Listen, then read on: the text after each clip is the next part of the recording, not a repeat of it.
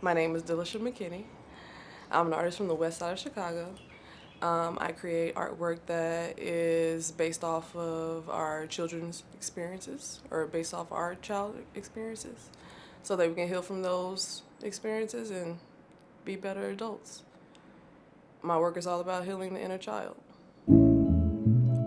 I've been creating for about my whole life, but like to be serious, I just started being serious about art for the last 10 years, which is crazy. It's about to be 10 years this year, or next year. It's about to be 10 years next year.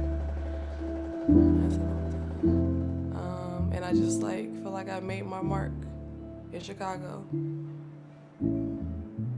Yeah, so I started off as a photographer in the very beginning. I went to school for photography. And after I finished, I started professionally working, and it just didn't fit. So I moved from photography to painting, and had my first solo show, and everything sold out. But it still didn't feel right for me. It didn't feel real enough. I wanted something that was in between a painting and a photo. So I switched to a 3D medium. So I started doing more knitting, sewing, sculptural work, and I really started to build my world out instead of keeping everything 2D. So that's the reason why I switched mediums in the first place. Is just I just really wanted the work to feel real. I wanted to bring my imagination into the real world,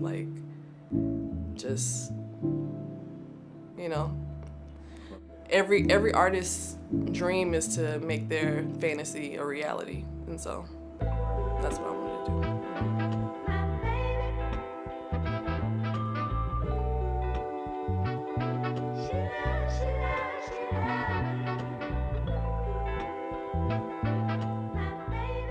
The kids in the monster costumes came from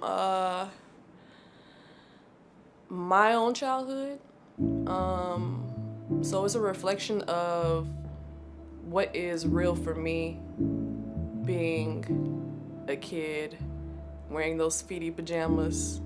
I have a big family, so it was always like a bunch of my cousins. We were always together, spending night sleepovers, stuff like that, and we all had the same pajamas with the feet in them. Everyone had a different color, but we all had the feety pajamas. And we were bad kids. So I kind of took the play on my own personal experiences as a child, and I mixed them with stories that I've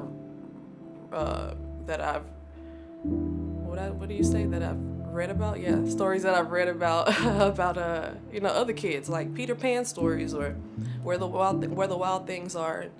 It was just a freedom in that, so I wanted to apply my reality to that fantasy aspect. Each piece is part of a long story, a never-ending story. They're all connected to each other in some form or fashion. They do flip from being an older kid to being a child, and just like those steps of how we change from an innocent type of monster to a real life adult monster, So that's just the juxtaposition between those two worlds as well. I really like to have dynamic, the stories I feel like are dynamic, and they all just are reflections of us. I think it's about the American experience for Black kids. We don't really get to partake in that. Our American experience is different from the stuff that we read in books and see on TV. And I've always wondered why we were kind of denied that opportunity to have a free and a fantastical type of childhood. We were, as Black kids, we are kind of taught to grow up faster. Girls, boys, doesn't really matter, So it does come from my own experiences as a kid, and also seeing, how in different, I don't want to say class systems, but like, it's the only word that comes to my mind right now. Different classism, how children are perceived, and you know, what they are not, what they don't have the privilege of having compared to others. So, yeah. More than anything, I want the adults to heal from their pain, from their trauma. I feel like majority of grown-ups are just grown-up kids, or grown-up kids are still lashing out over things that they haven't dealt with or, you know, come to terms with. So if we can heal adults in their pain, I think that they could raise better children, and then that cycle, you know, stops the generational trauma.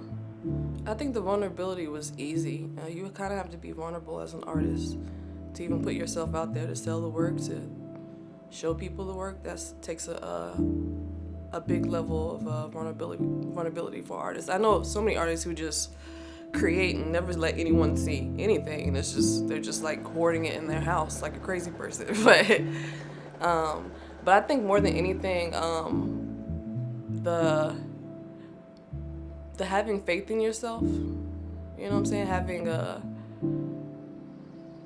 like trust in yourself, or the need to just having faith in yourself, knowing like the work is good and your art is good and people are gonna like it. And I think that's the hardest part, because you're challenged every day to make fire artwork. And sometimes it's not about that. Sometimes it's about being honest and being, you know, truthful and speak to the people. So I like speaking to the people. Yeah, I like speaking to the people, especially to the kids, because I feel like my work is something that like we need right now. We need to get back on that innocent vibe and understand, like, man, we're just people. Like, we just really got detached from like being people and enjoying this life that we have, like, and taking it all into consideration. The pain, the happiness, like, it's all a blessing for life. Yeah. It was based off of a story, of course, of the boy who flew too close to the sun. It was like a Greek story, the father and the son. He was rescuing his son. He made him some wings of wax and feathers, and he told him not to go too high to the sun, or the wax and melt. Don't go too low, or the wings would get wet. And the son just felt like, I wanted to be free. He didn't know how to be free because he's been jailed for this long, and he flew too close to the sun, and it melted and he died. So, but from that story, I took that story and I wanted to turn it into something like how a black kid from the hood will feel, not even being able to have that privilege to be free. What does that feel like for that kid? And what would he make his wings out of? Probably from paper, whatever he had around, you know?